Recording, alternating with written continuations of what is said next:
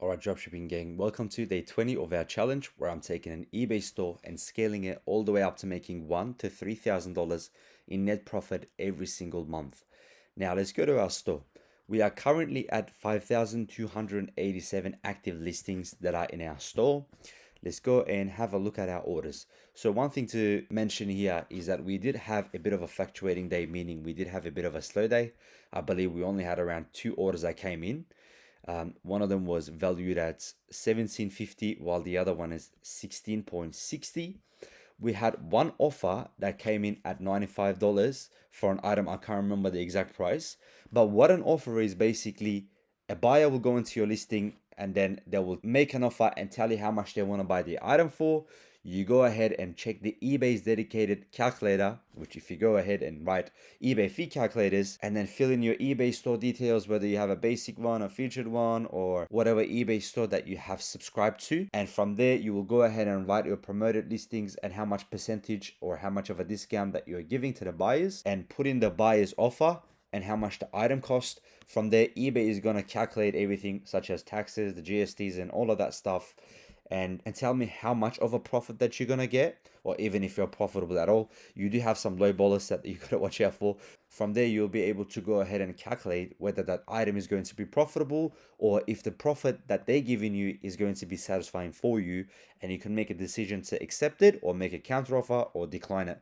It's just all up to you. Okay, remember one thing, that point, whatever that cent is indicating how much mark of a percentage that we have put in for that item. So if an item is 17.50, that 50 indicates that it was marked up as 50%.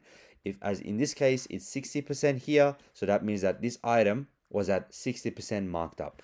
Okay, moving on, let's go ahead and check our traffic. So in the last 30 days, we had very close to 3 million impressions, followed by 3,987. Now, if I'm not mistaken, yesterday we had above 4,000 listing views. So eBay goes ahead and identifies some of the listing views that came through the bot views, and they will go ahead and take it off the next day in order to give you a more accurate overview of your listing views. Anyways, we are currently at 39 sales minus one that came in the next day. So we are at 38 sales. Our click-through rate is standing at 0.1%, while our conversion rate is at 1%. Now, as you can see, our impressions, it's been going up. However, today it was a bit down. We had anywhere between 150,000 plus impressions. Let's go to our listing views. Now, low impressions, meaning less people checking it out, means less people viewing your items. If you have 100,000 people looking at it, they are more likely to have more views, and therefore it will convert into more sales. That's just the numbers, right? We're at 150 listing views, very close to 150. And let's go to our quantity sold.